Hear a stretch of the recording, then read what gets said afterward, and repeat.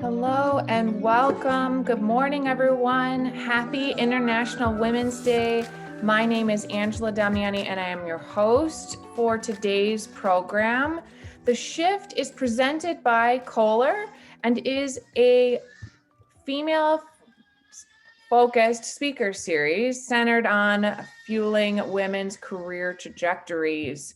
In this Shift session, our speakers will discuss the troubling reports of job losses among women due to the ongoing impacts of COVID-19 pandemic. According to the data of the Bureau of Labor Statistics, 140,000 jobs were lost or eliminated at the end of 2020, with women accounting for all of those jobs lost. Women, and especially women of color, are disproportionately represented in many of the industries most affected by the recent unemployment claims, such as hospitality, retail, and entertainment. At the same time, women also bear the sole responsibility in most households for caregiving due to long-standing stereotypes surrounding gender roles. Too often, women are asked to carry out the weight of economic stability for their families and communities, even as they're pushed out of the workforce in record numbers. What do women need to feel supported in their day-to-day roles? What actions, large and small, can employers take to help women stay in their roles and reverse these negative trends? We're going to approach those questions and more in this conversation today. I'm very happy to have you all join us bright and early this Monday morning. We have several speakers to be able to have this conversation, but we recognize that this is a deeply personal experience for many. And to that end, we're doing something a little different for this virtual Shift series. We've opened up several breakout rooms for those of you who want to connect with others on this topic during or after the speakers talk. We have set them up in a way that you can navigate to those breakout rooms as you feel. If you go down to the bottom of your Zoom screen and click on the three little buttons for more, you can see what the themes of those rooms are, and we encourage you to feel free to navigate them on your own. We'll keep the room open after the speakers are done for us to be able to carry this conversation forward. But without further ado, we want to jump right into this very intense topic for a Monday morning, but an important one with our first keynote speaker, Heather Ackeret, who is the Senior Manager Program Management for Kitchen Faucets and Fixtures at Kohler Company. Heather, would you like to take the floor? Yes, thank you so much. All right, good morning, everyone, and welcome. I'm honored and excited to be here with you all today. So how they talk about how you should picture your audience when you're doing a live presentation. Right now, I'm just picturing that there actually is an audience out there, so it feels a little empty. So please, help me out today. I'm sure that you are all very much experts in how to use the Zoom meetings and the reactions. And so go ahead and, connect with me, connect with each other as you see something that makes you want to react. So testing this out, let's just give a thumbs up or a high five if you are happy to be here this morning on International Women's Day. I know that I am. All right, thank you. All right. So the official theme of Women's Day this year was the challenge. I can't see the top of my slide, but it was about the challenge. However, the UN decided that it was very important that they have an additional theme for International Women's Day themselves, which is Women in Leadership, Achieving an Equal Future in a COVID-19 World.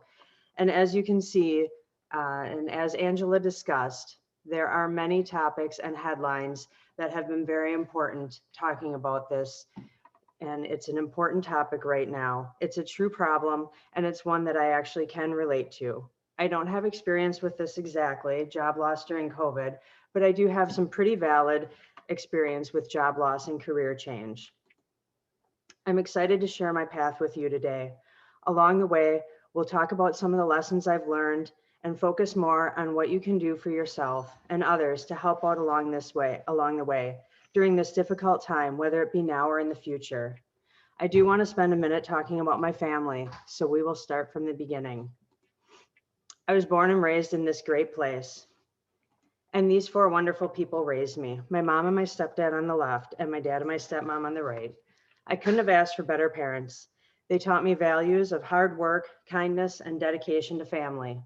And as you can see, they're an awful lot of fun to be around too. And now this is my amazing crew. And I'd like to introduce you to them. This is my husband of over 22 years, Mike. This is Cassie, and to Cassie, I am a birth mom. This is Alex on the left, and to him, I am a stepmom. 3.5 years ago, I also became a mother-in-law to Keishla. And just last year, I got the proud title of grandma to Amelia. These three down here just call me Mom, Jude, Fletcher, and Mojito. Together, they all make my world go round. I would like to tell you one important story about my family to help you learn a little bit more about me. You may have noticed that the word birth mom about one of these beauties in this picture. Well, we do have an amazing story to share. When I was in high school, I became pregnant, and after much prayerful consideration, I made the heart-wrenching decision to place my daughter for adoption. I wanted the best life for both of us, but I did desperately want her in my life again someday, and constantly wondered. Fortunately, she also wanted me in her life, and she tried to find me, but the state lost our records and she had no way to find me.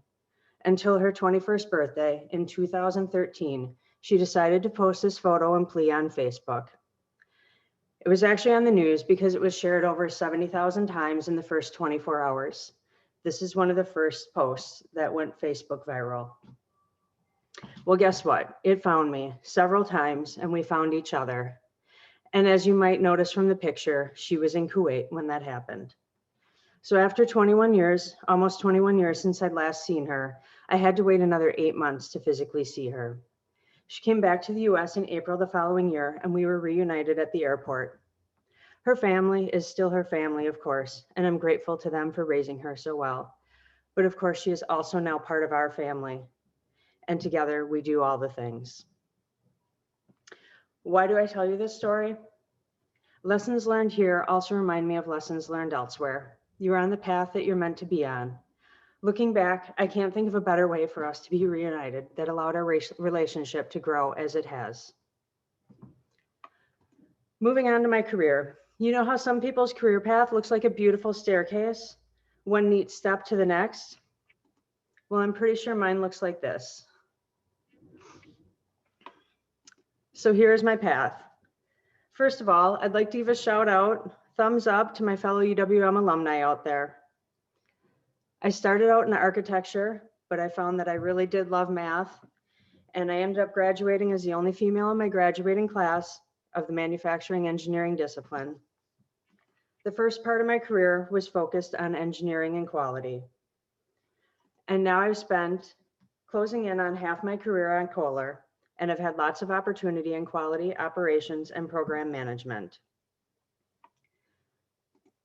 So as I mentioned earlier about job loss, my second job out of college, I worked for a company that's unexpectedly downsized 25% of its staff in one day to try to remain viable.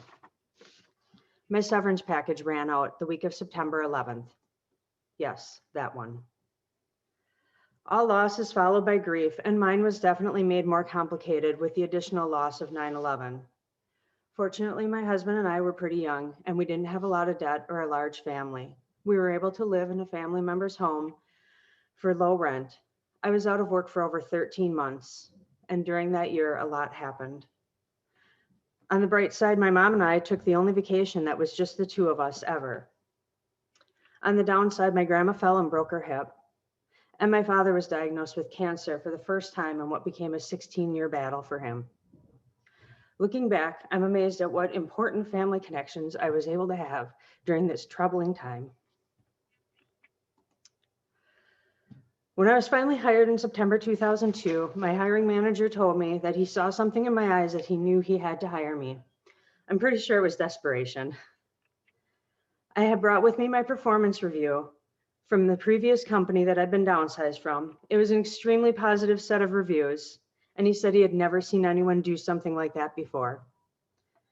This brings me to my first point. Document your accomplishments. Set SMART goals. Create a development plan for yourself. Update your accomplishments throughout the year. Use them for whatever performance review system you have at work. And when needed, they will easily transfer to a resume if you need to do so. Also, this doubles to combat the imposter syndrome. I know the imposter syndrome has been talked about on the shift before. And really simply, it's the feeling that you don't deserve to be where you are, that you don't belong, or that you don't deserve credit for what you've done. A lot of people feel this way, and it's very, very prevalent. And it definitely pops up while you're in between jobs. One of the ways to combat imposter syndrome is to keep a file of your accomplishments and accolades and review it when needed. This is a great way to help yourself out.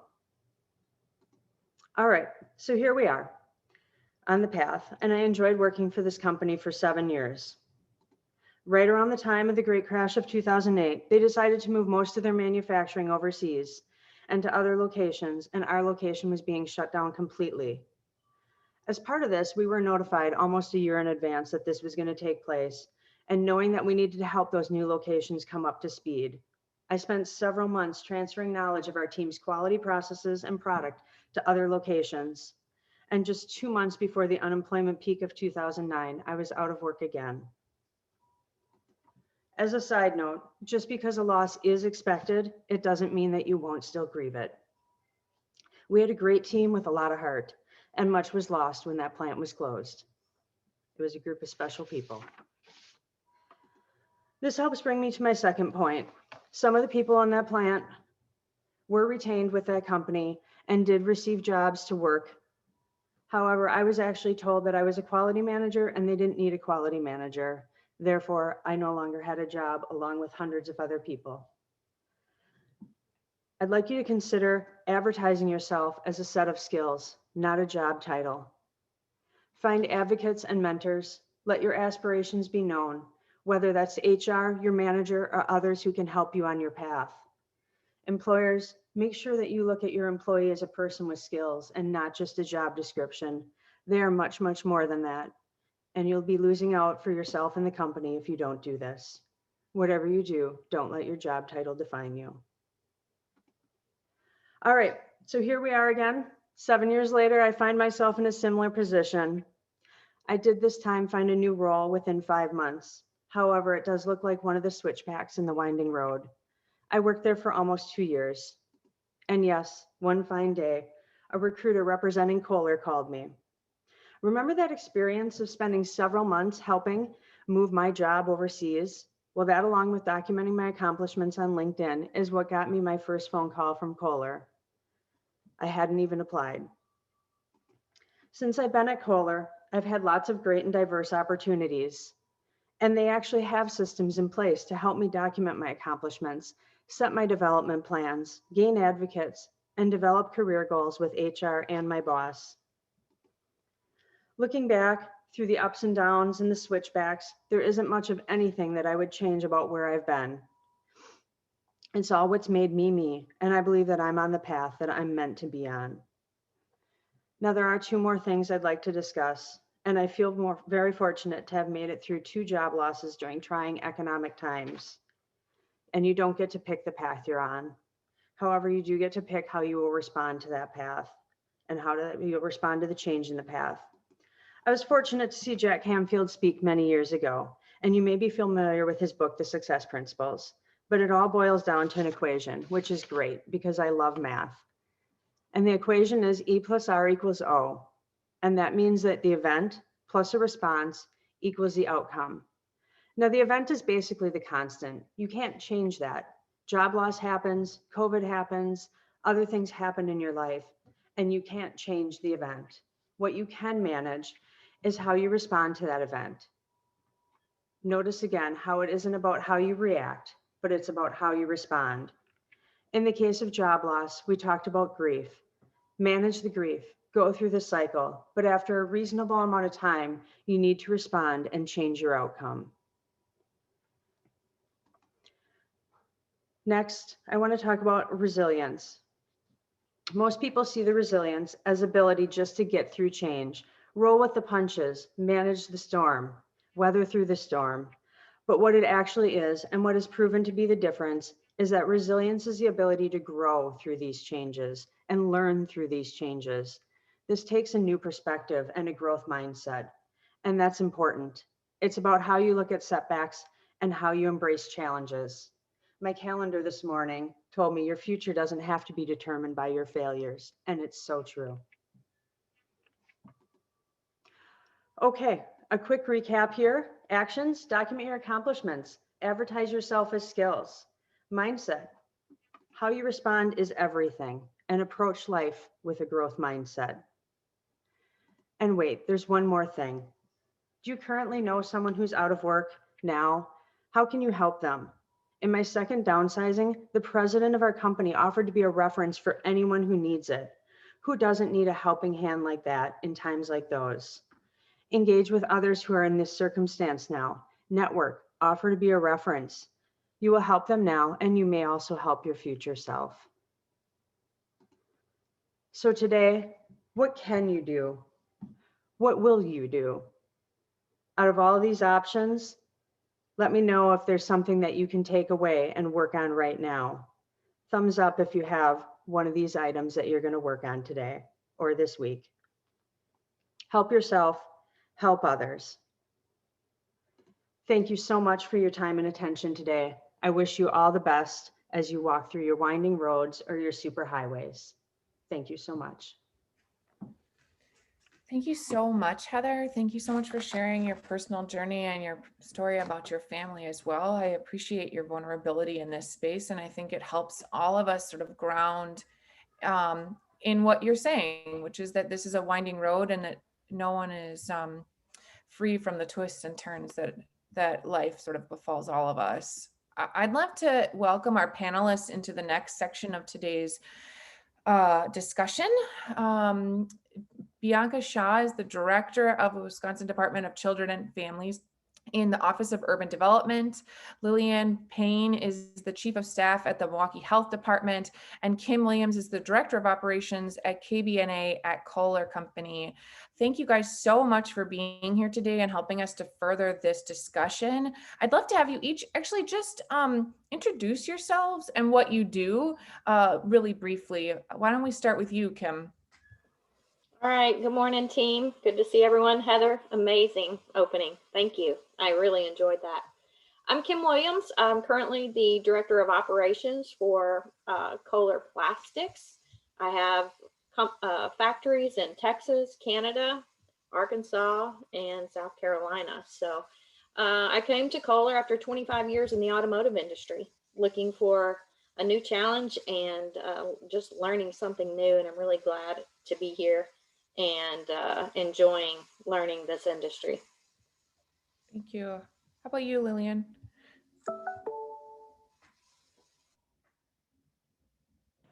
Good morning. Can you hear me? I can. My name is Lillian Payne. I'd like to say Happy International Women's Day. This is quite a moment in time as we're coming up on the 1-year anniversary of declaring the public health emergency with the pandemic in the city of Milwaukee. I am the very first chief of staff with the health department.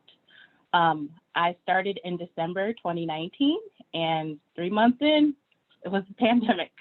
So this is an inaugural role for the health department, and it happened at the heels of a reorg, and it was a new leadership team as we began addressing the pandemic response, again, almost a year ago. I bring to this role a history of being a first in many ways. I'm also the premier graduate for the Joseph J. Zilber School of Public Health, the premier MPH graduate. I'm also the brains behind Wisconsin Public Health Association's Declaring Racism a Public Health Crisis, the 2018 resolution, which became a blueprint for both the county and city and helped us as we led the pandemic response, becoming the first jurisdiction in the nation to have a dashboard highlighting race and ethnicity. So I'm born and raised, and I'm happy that I can give back, and I'm honored to be a part of today's panel.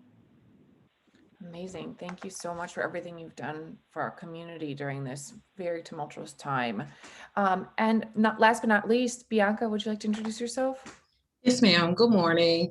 And as well, happy International Women's Day. I appreciate each of you for sharing this space with us today and being here. My name is Bianca Shaw, as stated. I work for the Department of Children and Families. I am the Director of the Office of Urban Development. That is an appointed position. I serve in the capacity of advising our department secretary on how to best serve urban families, creating and maintaining relationships with individuals in urban communities with the hopes of job creation and economic development. And one of my most favorite parts of my position is I get to address the general trauma seen in urban communities. My office, specifically the Office of Urban Development, we administer the funds for the governor's $1.4 million 5 through 12-6 initiative, which is to provide quality early care and access to families in the 5 through 12-6 area. And also we are the, within our department, I am the chair of our Equity and Inclusions Curriculum Development Work Group. So I am working with my colleagues, about 10 of us over the past year, now going into 2 years. We've been creating equity curriculum to train all of our DCF staff and contracted employees on. So thank you so much again for being here today and for having me. Absolutely. I'm curious, because you all have such different roles. Can you share what are some shifts that have happened in your position that have been caused by the pandemic? Obviously, Lillian's is maybe the most obvious, but how have you been able to navigate that, those changes, and where have there been opportunities to sort of navigate a new work-life balance, or has there been? Who wants to go first? Maybe Lillian, you can go first, because you have been on the front lines with the pandemic. Thank you. The City of Milwaukee Health Department is the largest local public health department in the state and serves the largest city. So in my role, I can work autonomously as well as collectively, troubleshoot in a crisis, navigate organizational change across management tiers, and maintain collaborative interdepartmental relationships with stakeholders. I see some of those stakeholders on the call today. However, during this crisis, I've had to perform all of those duties virtually. And again, starting 3 months before the pandemic, I was still establishing this very new role, and still so much so I'm doing that. We have a strong team that's dedicated to the public's health and saving lives, literally saving lives. And it's a privilege to be able to use the skill set that I've learned that I've acquired from jobs, and the frameworks that I've learned from grad school, and being able to apply them in real life. And having partnerships that are institutional as well as community-based, and looking at the shift of individual, me, what can I do, to collective, we, what can we do, and what are we doing?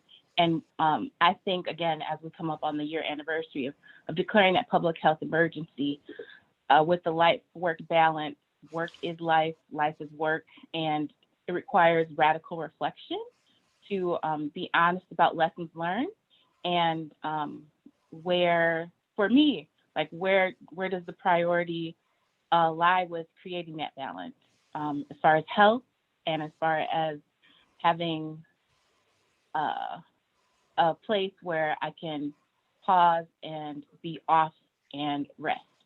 So the NAP ministry has been a great North Star for me. I highly recommend folks following that platform to learn what radical rest is and what radical resistance is to the grind culture. Oh, I really appreciate that. That's definitely been something I've spent time personally reflecting on as well, that, you know, we really do emphasize, even in this series, with the idea that we're hoping that women accelerate their career trajectories, a true work ethic, and what is going to be required to be expended to be able to achieve those dreams. But how do we as a culture shift into the idea that we have to also have a strong rest ethic that complements that to be able to really do that? That is something I've been confronted with during this pandemic, and is definitely something that's top of mind. How about you, Bianca? What has shifted in your role due to the pandemic? And the nap ministry, I just have to say, definitely someone was asking in the chat about that. I did not take naps until I actually started following them on Instagram. And I gave myself permission to do that, right? Because I think sometimes as women, and especially myself as an African-American woman, I'm just pushing through a lot of my pain and a lot of my struggles, but now allowing myself that time to rest. But the shift that took place for me, as I stated before, I am a political appointee. I took office on March 4th. So for me as well, I was just learning my department, just creating relationships, and then the pandemic hit. And so I found myself being a community facing person, and a person that was in community a lot. I found myself having to re-strategize, having to come up with a new strategy on how I would do community engagement. And one thing that I just have to be real about, I can remember, I think the first 2 or 3 weeks maybe, where I was really just lost. I really didn't know, what was going on, what was the state of the world. And so I was really just concerned about myself, as Lillian has alluded to, my mental health, my physical health, and just my family being well. But after I was able to come to some kind of ground there, I did realize that there definitely is a community of individuals in Milwaukee and a lot of the urban areas around the state that are still in need of services. And so for me, the shift was really learning how to work Zoom a lot. And I know that's super simple, but being able to engage people with a quick dive and getting to know them. Because when you're in person, and again, my job is public facing. And so when you're in person, you're able to connect with people a little bit easier, a little bit quicker. But in the virtual space, I think that just honestly coming into meetings and asking people, how are they feeling today? How are you doing? Just constantly doing check-ins with people and making sure that each time that I meet with folks virtually, it's not always work. Sometimes you have to meet with your teams just to check in. You have to meet with your stakeholders just to check in, to do a happy hour, or to kind of create a sense of normalcy in this new arena. So that for me was the huge shift. And then also learning how to, and so that was the external thing, but doing the same thing internally as well. Yeah, absolutely. And I appreciate you noting the Zoom thing. I think none of us, even if you had used Zoom before, none of us had operated this way. And I'm curious, as things reopen, how much of this is a new cultural shift that gets brought into whatever the next new normal looks like. Kim, I want to give you a chance to say what shifted for you, and how have you navigated work-life balance in this very strange year of our lives? Sure. Yeah, being responsible for manufacturing plants around North America, I basically had developed a routine where with 4 plants, I was traveling to each plant once a week. So, 1 week in Texas, 1 in Canada, 1 in South Carolina, 1 in Arkansas. And then, fitting in visits to Kohler when I needed to for management reviews and whatnot. I am unique, I think, in that I'm not based at headquarters in this role. I'm based in Tennessee. That is where I live. That is where I grew up. And that, when I talked with Kohler about this role, I was very interested in taking it. But I also, for family reasons and just personal preference, wanted to be able to stay with home as my base. I had done that previously in automotive, being responsible for global plants around the world, and been able to operate with quite a bit of travel, but home base. So I happened to be in Atlanta Airport. Those of you that have been through Atlanta Airport know that it's really busy, and it was March 12th. And I noticed, obviously I've been hearing the news, all this was coming up with COVID, but the Atlanta airport was much less busy than normal. And really the shift happened for me getting home from that trip, talking with my leader, and that, hey, we're a lot of things happening right now. We're going to curtail travel for the moment. And so, like Bianca mentioned, learning how to use Zoom. I had always been in global type roles, so a lot of video conference, but the point about taking the time to not just use it for work, because when I would go to the plants and have the visits, I had time to spend with the team during lunch, or maybe taking them to dinner, and, understanding how they were doing personally with their families, and, just being able to get a check on their emotional health. So that was something I learned after a couple months, is I wasn't hearing from my team anymore about how they were doing or how their child was doing on their teams, and things that I had been hearing. So I made an effort to set up one-on-ones, not to talk about anything business related, metric related, performance related, just how are you doing? How's your family? How's your children? How are things going for you? So I think that was a major learning for me, just having always been someone who was used to going to the plant, spending the time with the people, and learning how to make sure I kept that personal connection. Yeah, absolutely. I think for all of us who are managers, finding ways to connect with our team, Yes. that has been a real predominant thing. I think we took for granted, even in the global position you're talking about, where you were working remote from the plants, right? Right. We took for granted the fact that you could have a physical sight line on someone and kind of get a sense of what's going on. Yep. We've all had to adapt to new ways of management in that way. And I think there's a humanizing element to it too, that I hope we don't lose moving forward. The idea that you have to see your the people who work with you as a whole person and not just your employee. Yes. I hope that we move forward in the future with that sense of grace and that we don't lose that. I'm going to pivot a little bit our conversation and directly address the recent reports that show that 275,000 women have dropped out of the workforce just in January alone of this year. That brings the total of women out of the workforce to 2.3 million since February of 2020, which puts the women's workforce participation down to the lowest it's been at since 1988. And actually, last time at this year, before the pandemic, we were finally seeing gains in terms of like achieving not only parity, but more female participation in the workforce. And when that disillusion of the workforce is really broken down by race, white women saw an unemployment rate of 5.1% in January, while Asian women saw 7.9%, Black women saw 8.5%, and Latinas 8.8%. So obviously this adversely affects women of color. Some women were forced to leave their roles due to family needs, such as childcare, taking care of elderly parents, or other household responsibilities. Can someone speak to the expectations of gender norms in our society and how this has affected women leaving the workplace? And I think more interestingly, what are the ways that companies can support their female employees to ensure that these numbers do not continue to rise? All of you are gainfully employed at this point, but do you have suggestions or thoughts about this? Bianca, you're nodding. I'm gonna call on you first.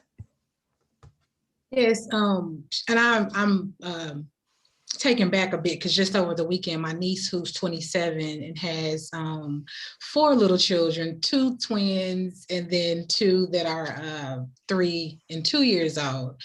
And she was just given a call from her employer who told her that anyone who is the primary caregiver of their children can no longer work virtual. And so this was, I'm having to have that conversation with her, right? I see a lot of people like, that doesn't sound right. And so just giving her the tools she needs to be empowered to speak up for herself in her employment. But she is definitely having to consider if her work continues with that, having to leave her job. And I do want to say that I am blessed and thankful that during the pandemic that I have been able to keep employment.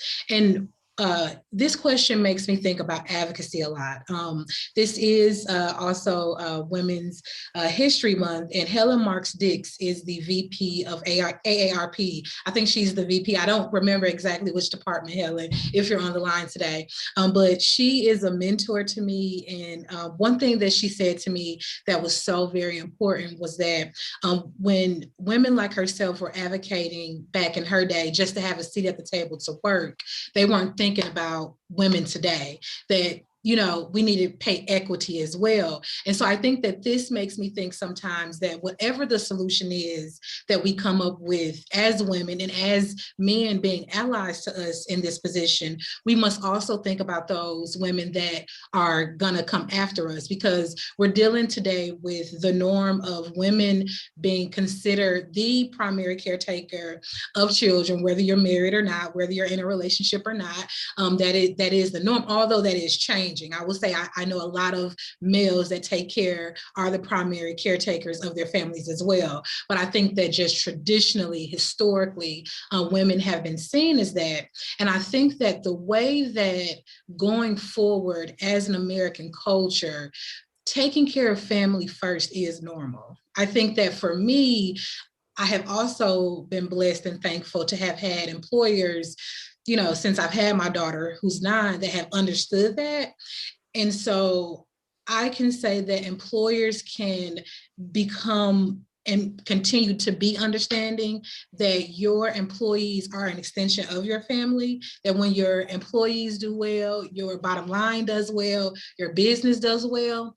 And also that just thinking about our community, the health of any community, you can look at the health of its woman and just gauge the health of that community. And so making sure that if and when women are the primary caretakers, that they are taken care of and that their voices are heard in the areas of their needs, and those needs are individual too. So I think that, again, I've said a lot, but moreover, what I'm saying is that employers can continue being understanding, as we have been in this pandemic, that taking care of family first is normal.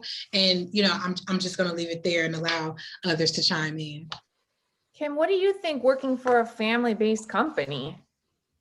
Yeah, agree with Bianca's points for sure. I think, I do think that most women fit into the stereotype of being the parent, the tutor, the house cleaner, etc. But I've been fortunate to have, a spouse who was able to transition from the corporate workforce to self-employed, and which worked well for our family. We have 3 children, so with my travel schedule.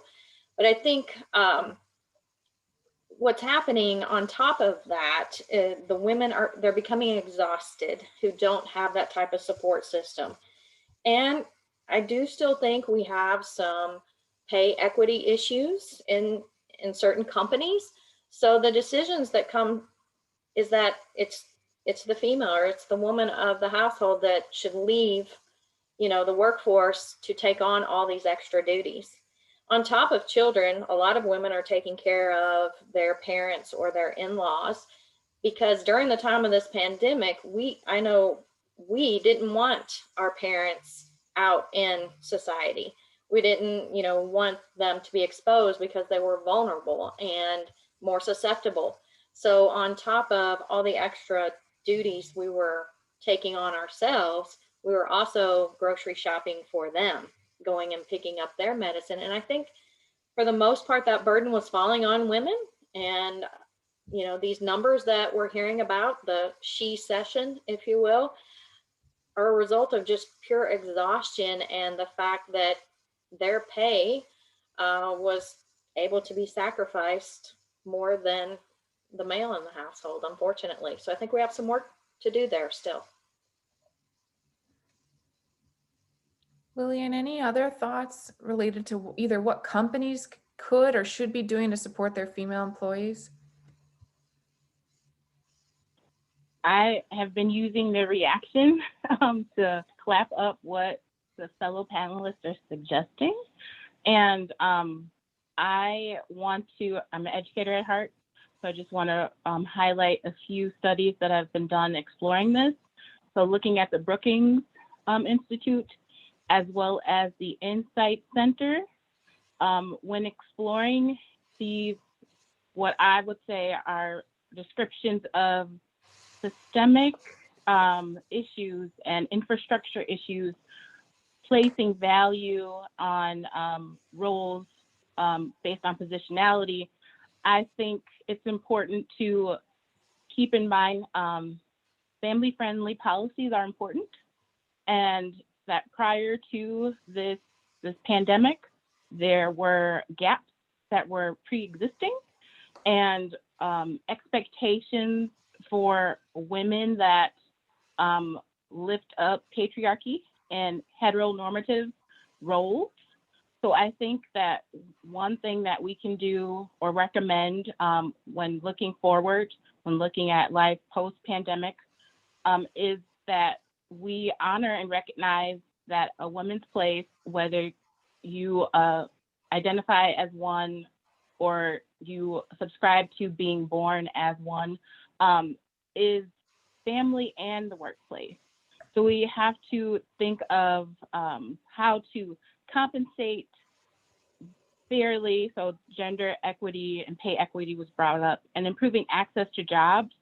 So thinking of what mentorship looks like and what does that mean for BIPOC communities, so Black and Indigenous people of color. What does that mean to support women as leaders? And what does that mean when hiring and recruiting? I think retention and recruitment are important, and that should be explored with an equitable lens. Another resource I would recommend to those on the call is the Management Center. I've learned so much about what it means to change the world as a woman of color, as a person of color, and what that means to manage up, manage sideways, and exploring what my internalized oppression and dominance looks like, and how to try to be my authentic self when I feel safe doing so. So I think it's, again, a shifting of cultural values and norms for issues that were pre-existing prior to the pandemic and were just exacerbated with the pandemic. Yeah, I appreciate you saying all of that. And you've sort of jumped into my next question. So I'm curious if there's any more that we want to add to it. We've seen the effects of the pandemic, how it's had a disproportionate effect on our essential workers, and that more often than not, that representation is of women and people of color who have a more, higher risk public facing jobs. In what ways can they be better supported as we move forward? Leanne just gave us some really great examples, but I'm wondering, Bianca or Kim, do you have additional thoughts on how to better support our women of color? You want to take it, Bianca, or? I mean, yeah, I was going to give you an opportunity as well, right? Learning the etiquette in the virtual space. Right. I think that for me, a few things, and this question is so for me, thinking big picture, because I think just being able to support, folks in your family that who are on the front lines is like the immediate thing that we can do.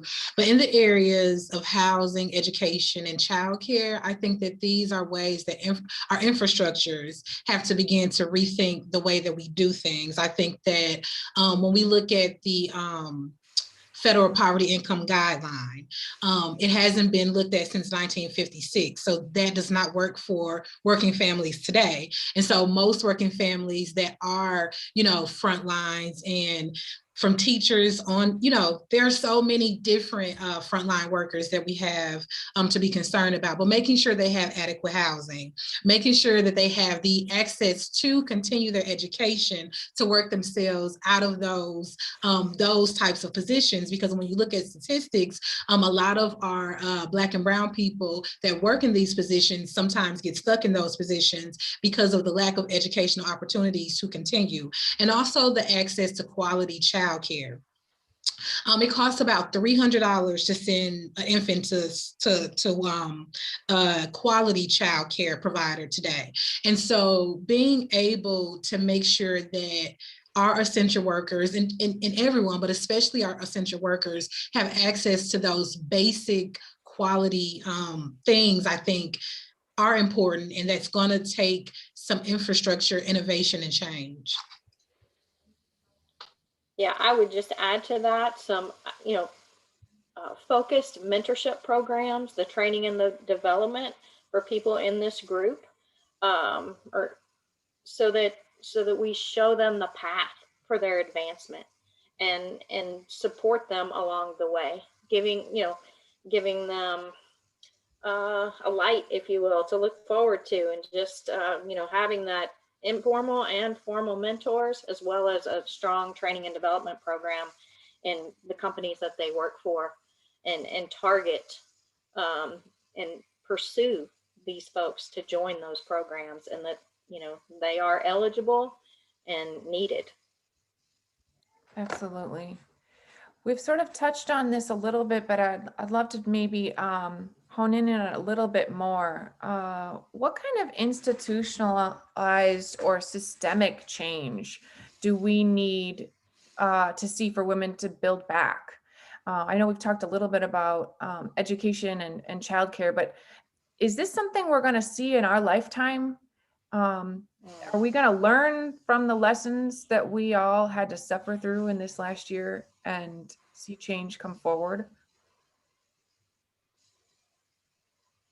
I sure hope so. I think that some of the initiatives and incentives we have are not well known, and that's within companies as well as local communities or governments, such as diverse owned business incentives and initiatives. For example, I know that just this weekend there was a article or a news segment about our first Black owned business down in Broadway in Nashville.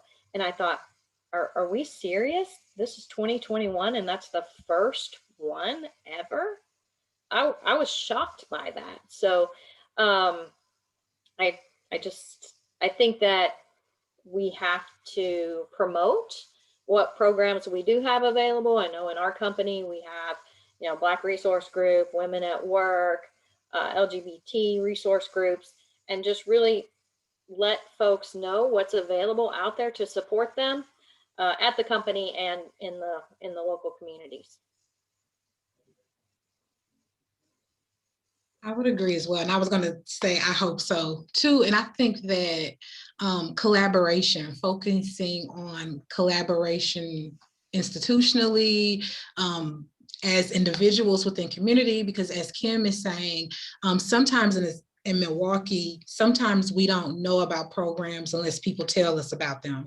Because when we receive money to administer for programs, there's very rarely an advertising budget, right? And so making sure that we get the word out about the resources that we do have available. And I think that collaboration is key. In my community, is very key, but I think even across the country, as we've seen some of the natural disasters happen and some of the just organizing happening across the country, we have to stay connected across city lines, across state lines. And as we celebrate International Women's Day today, across, even across our continent's lines, right? And so for me, collaboration is key. We come from an educational system that teaches us competition. And I think that for me, as I'm having time at home with my daughter and being able to have more influence on her education, being able to show her that when she's able to collaborate with individuals, no matter where they're from, how they look, that is where she'll be able to make it a little bit further in life. Well, and you work for an institution. I'm curious, what kind of changes have you seen in the last year? And what else do we need to see created to help support women build back? Yeah, again, clapping it up to the panelists for speaking their truth and highlighting these strong recommendations. The kind of institutional and structural and systemic changes I think we need to adopt in order to see women build back. I'm a champion for health equity and racial justice, and I think a reproductive justice framework is applicable in this situation. So the voices of BIPOC communities, their priorities, Their self-determination and autonomy must be centered and respected in order for health institutions to achieve trustworthiness and successfully end racial health inequities. And what I have seen over the past year since declaring the public health emergency around COVID-19 is a perfect storm of things. A storm where there can be cleansing and this reimagining of something new, the acknowledgement of past harm and current harm, and the challenge of the legacy of gatekeepers and what it means to be a leader in like a leaderless movement. I'm thinking of Black Lives Matter. And again, that shift of generational leadership as well as generational demands. And that's been beautiful to be a part of and to witness. I was able to participate in the art project, This is Milwaukee, and it was about looking at what democracy means. And that was during the summer, shortly after Common Council requested that there be equity statements around any budget decisions, and the health department creating an anti-racism plan that I helped to author. It's something to be native of Milwaukee, born and raised, but then also be a part of an institution and trying to perceive how I'm identified as someone that's part of an institution, or am I someone that's part of the community, and that sense of belonging and that need to have, again, to bring women back. I think you need an inside-outside strategy on top of centering the needs of those most vulnerable, because you need a bridge, you need a liaison, you need to highlight what has worked, you need to co-create new approaches and ways to impact change and create a sense of belonging and community, not a sense of, I don't want to say dictatorship, but it feels like dictatorship. I think that's fair word to use when we think of what we've experienced with the previous administration and what it means to believe in science. And again, on a local perspective, what it means to highlight and center the voices of those who are most impacted and at the front line. So passing the mic and moving out of the way when appropriate, and then lifting up others with insight and wisdom to navigate systems. I think that's one way to do that. Wow, that's really powerful.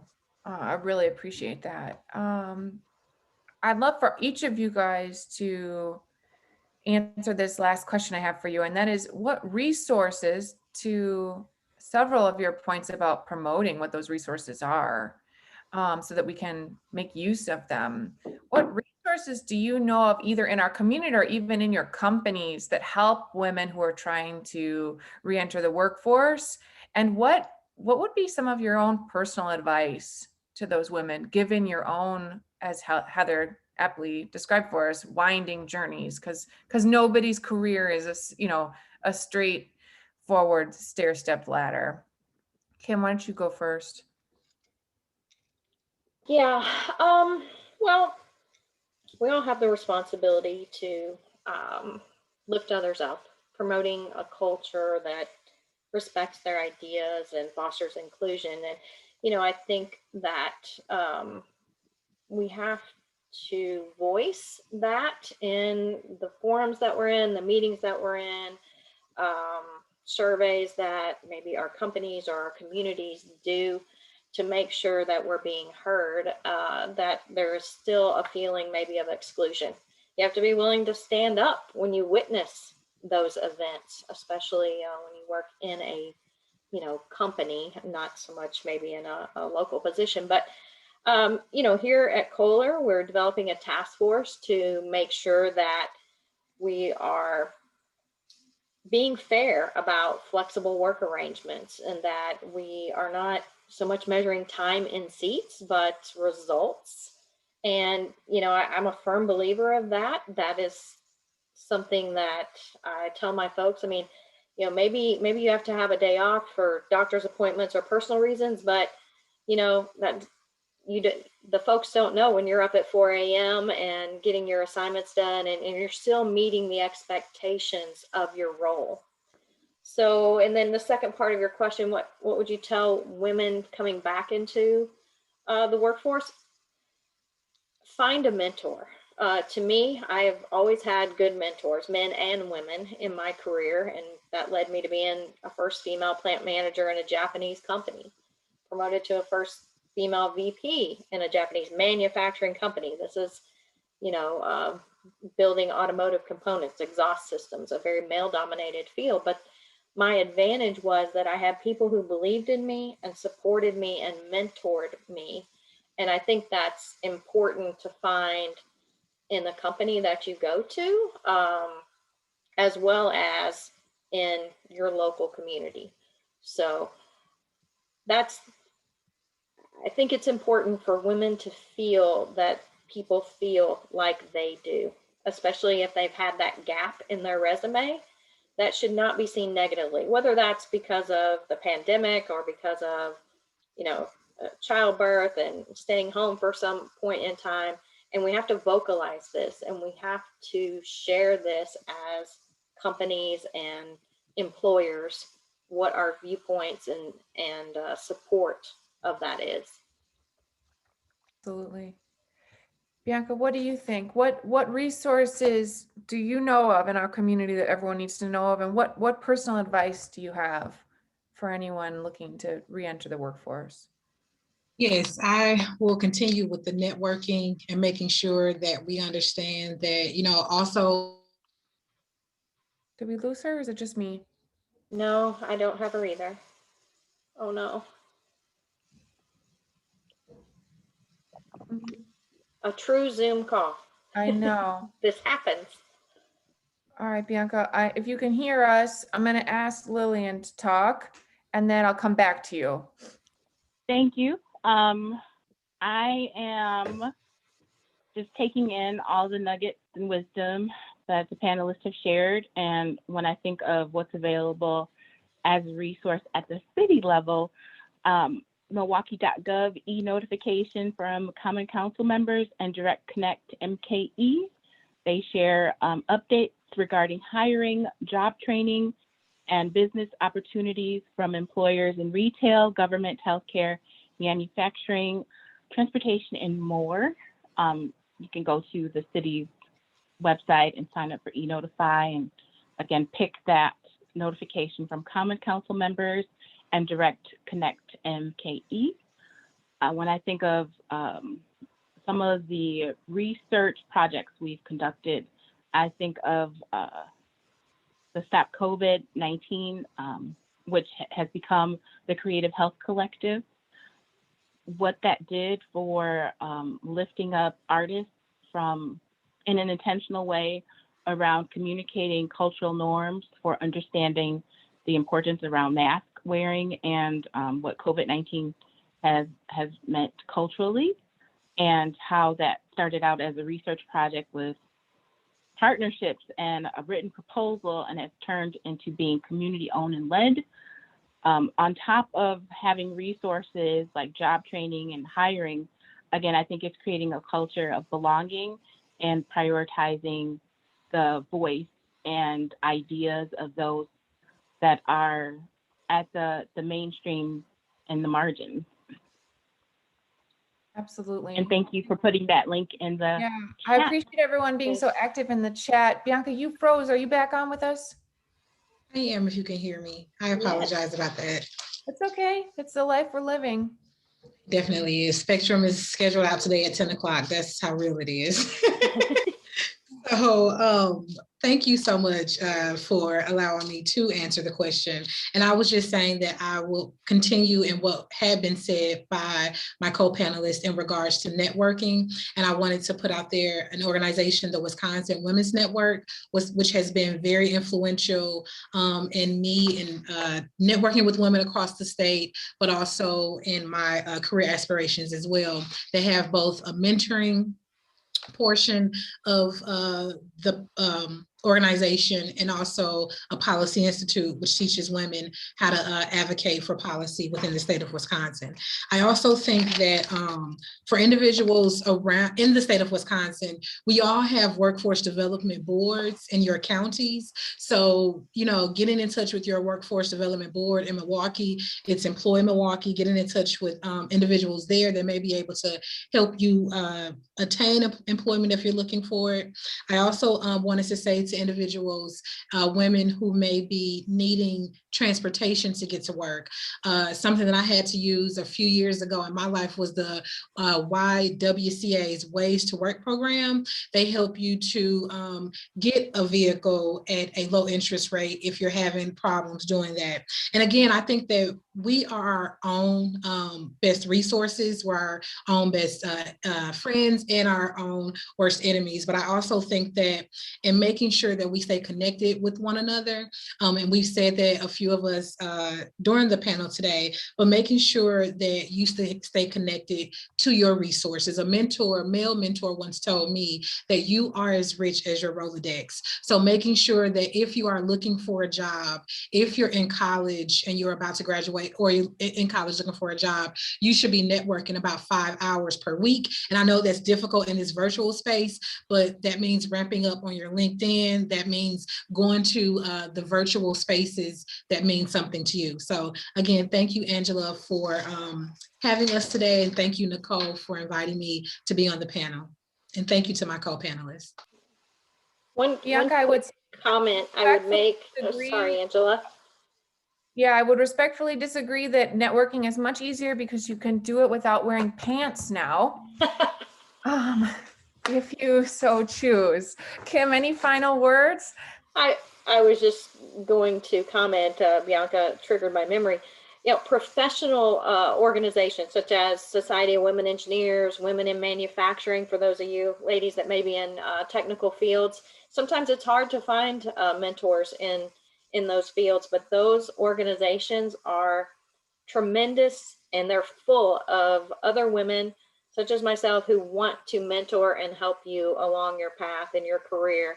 And I think it's Bianca and Lillian have said that having that support network of women can be your best ally for advancing your career or getting into a career.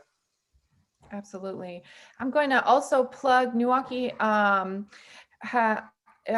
It's formed at the end of 2019 with several other partners, an organization called Rev Collective, which is a membership organization for women and non-binary individuals who are looking to achieve their dreams. We specifically want to support those who are in a moment of transition and looking for something new. So I'm putting the link for that in the chat. Thank you so much to our panelists for participating in this very robust and complex discussion.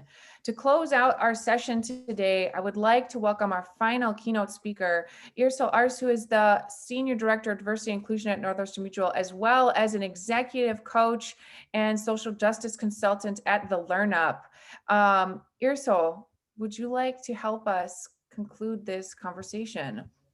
Absolutely. And thank you so much, Angela, for that introduction. Again, my name is Irisol Arce, consultant and coach with the LearnUp and Senior Director of Diversity and Inclusion for Northwestern Mutual. And I'm so excited to be with all of you here today. It's been a privilege to hear all of the great women that are speaking not only about the challenges that they're facing, but ways that we can really combat that. So thank you so much for allowing me to be part of this community, Angela and Nicole, for the invitation. So, I myself, I think in many ways today really has served as validation for what many women have been facing and enduring this past year and a half. I myself, who work with a focus on advancing women, can really see myself in so many of the statistics that we've highlighted today and that we've seen nationally for women: exhaustion, anxiety, playing mother, teacher, employee, considering even cutting back hours. I'm a wife to not only an essential worker, but someone who works in healthcare emergency management. So I've seen and felt the anxiety that comes with that as well. 2020 for so many of us, and myself included, has been so heavy. It brought the death of my father, which actually came shortly after the death of my sister. After the murder of George Floyd, I had to facilitate heavy listening sessions where some white women, for example, for the first time came to the devastating realization that racism is alive and well. And I also met in solidarity with women of color who couldn't believe that many of their white sisters had only come to that conclusion now. I've coached women who beat themselves up for not being present enough for their children, because or their jobs, right? Figuring out what is the right balance between the two, and other women who felt overwhelmed and taken advantage of at work.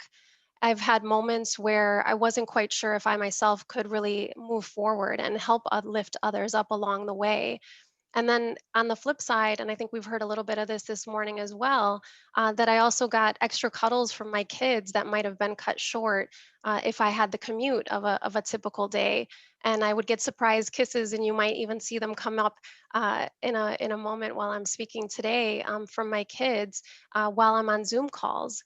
So basically, the last year has really both kicked my ass and also really made me grateful in so many ways as well. But so much of what we're dealing with now often feels like it's out of our control. But what I always tell people in my life is that you should never really work from a place of fear, but instead, what I suggest is that you work from a place of power. And this is my daughter, by the way. And so always channel this child when you want to remember what it feels like to be fearless.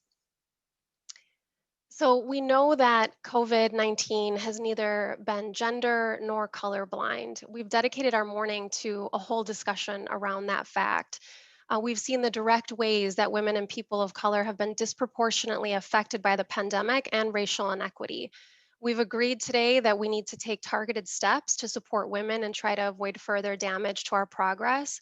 And many of these systemic changes, while they're important and we need to work forward on them, sometimes they might feel like they're out of reach for us to take action on immediately. But I wanted to focus today on the things that are in our immediate scope of influence that we can take advantage of right now. And I want to make sure that we're also looking at the bright spots that we've seen over the past year and a half that really speak to the power and potential that women have. And so I'd like to center our discussion there so we never forget how fearless and resilient we can, in fact, be. Women leaders have been front and center, and they've shown up this past year and a half and before. The pandemic has given us a front row seat into how women can lead differently than men. We've not only seen women world leaders show up successfully and in full force, but we've also seen women at large showing their effectiveness across industries. In fact, Harvard Business Review reported that women are rated as being more effective leaders than men during the COVID-19 crisis, with 57.2% of respondents in a survey saying women ranked positively in overall leadership effectiveness ratings, compared with 51.5% for men. So that means that despite the systemic obstacles and biases that often show up for women, we are still finding ways to crush it. Women have an ability to lead, and if anyone have had any doubts about it, the world has needed and needs our voices. This is worth celebrating. Another trend I've been following is entrepreneurship. Those small businesses, in particular women led businesses, have been hardest hit among the pandemic, and we know we need to consider tangible ways to help them grow and thrive.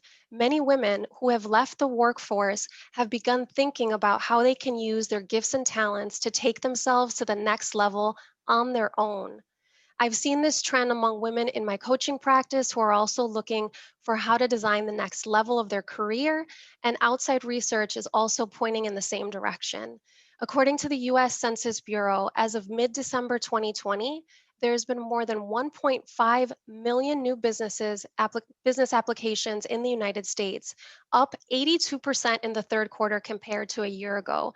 Many of those businesses are being started by women out of necessity and or because it's just been the right time for them.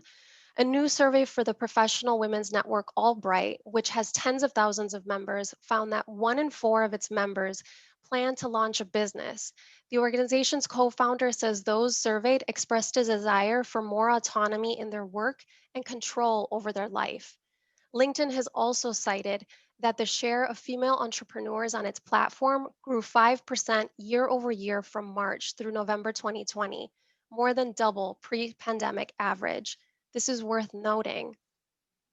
2020 has also accelerated diversity, equity, and inclusion efforts. While there have been many points in history where society reflects on expectations for diversity and inclusion, the summer of 2020 presented great tragedy as well as a real opportunity for change. After the murder of George Floyd and the continuous outcry around the deaths of Ahmaud Arbery, Breonna Taylor, Tamir Rice, and countless others, people across the globe have been engaging in discussions around racial justice, and leaders are seizing this moment to consider their roles and opportunities to advance diversity, equity, and inclusion in their organizations. This trend is not simply motivated by moral imperative. Companies are realizing now more than ever that diverse businesses are more successful. Inclusive companies are 1.8 times more likely to be change ready and 1.7 times more likely to be innovation leaders.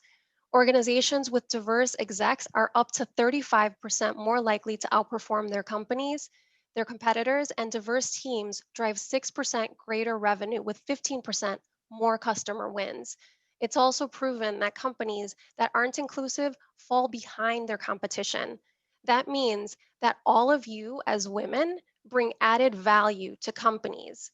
This realization has resulted in companies working to remove systemic barriers, which could lead to greater opportunity and access for underrepresented groups, including women, which we should fully take advantage of. Another abrupt change with a silver lining that took place in 2020 is a rise in flexible work. 2020 was a huge social experiment in the feasibility of remote work. What did we learn? That it's possible to be productive from home. We also learned that women working from home during a pandemic are often disproportionately burdened with the unpaid labor that is their home. That said, women have been asking for flexible work options for years. Now we have to start setting expectations with our employers to hold them firm on flexible work options now and well after the pandemic ends. Businesses should also understand what flexible work can bring and when it doesn't bring. When flexibility means nothing at work can be deprioritized, it doesn't take into account the added home pressure women are navigating, and it's not sustainable to think that giving flexibility alone will alleviate the burnout caused by constantly being on as employee, caretaker, virtual teacher, and more. In short, if we're not thoughtful about the long-term shift to remote work, we might also end up creating classes of employees. Those that don't have a lot of caregiving responsibilities and will get a lot of face time with managers, and those who do have caregiving responsibilities, predominantly women, who may end up paying for working remotely with fewer opportunities, less face time with senior leaders, and fewer chances to advance. Flexibility brings with it advantages and disadvantages. So we have to be intentional about the culture we create as employers and the expectations we set as in-demand talent to make it work. Next, if the pandemic has shown us anything, it's that we are much stronger than we think. When crisis strikes, women commonly experience greater setbacks than men, as they often earn less, hold more insecure jobs, make up the majority of single parent households, and this pandemic is no exception. But it's perhaps because of this historical insecurity that women are exceptionally capable of overcoming adversity. Look, I know 2020 has been difficult. As the mother of two young children who are doing virtual school, spouse to someone who's at the front lines, a woman gutted by the racial inequity and microaggressions I see and face daily, and someone who has experienced the consequence of loss in 2020, I get it. And I also get that there are many women navigating far worse. But what I also understand is that amidst all of this muck, there's opportunity. All of us have different barriers when it comes to taking hold of that opportunity. But when we approach this as a community, we can break through. We need each other to make this happen, and that's been evident in our discussions today, including government, business, community. And we heard so many great recommendations on community resources today. Thank you, Lillian, Kim, Heather, and Bianca. And if we have them, we also have to start holding new expectations of our partners and our family. I myself had to renegotiate expectations for how my husband and I managed the kids and how my siblings and I helped take care of my mother. And trust me, it's tough for me to ask for help. But just like we should demand more of our companies, we should demand more from our partners and families if we have them to alleviate the emotional load that we so often carry. From there, it's a matter of setting your intentions and charting a path forward. I'm convinced that a shift is coming for women. We know that if we continue with the status quo, women will continue to suffer. But if we collectively raise the bar around what we expect, we'll thrive. So, with that, I leave you with a few tips from me to you. Always work from your place of power. It's easy for us to let our fear drive us to the point that we forget that the great gifts we have to offer. Stay focused on the influence and power you do have in the talents that you uniquely possess and use them to your greatest advantage. Hold your company accountable. I said earlier that diverse companies are stronger. Know that you have a unique perspective that companies need, which means it's okay to set expectations with your employer. To that point, make your voice heard. Many companies are doing pulse surveys, asking managers to be more aware of employee needs. So be sure to let your manager or your company know what you need to thrive. You are your best advocate. Don't forget that. Choose self care over grind every time. Women are experiencing exhaustion at an all time high. That means we have to be intentional about how we care for ourselves, something that's not easy. I know personally. Take 5 minutes throughout your day to breathe. Ask for help when you need it. If you have a partner, reassess how they might be able to offload some of your responsibilities. Set boundaries. Simply take care of yourself. Next, show up as allies to other women, especially women of color. We can all use a support system, someone who listens to us, helps amplify our voice, or speaks up when we can't. But women of color are facing compound barriers that require additional attention, especially amid the pandemic. Women of color often stand at the intersection of multiple barriers, experiencing the combined effects of racial, gender, ethnic, and other forms of bias while navigating systems and institutional structures in which entrenched disparities remain the status quo. Many women of color have to grapple with negative stereotypes and attitudes that affect how they are treated at work, whether they can provide care for their families, and whether they can access the quality healthcare that they need without bias and discrimination.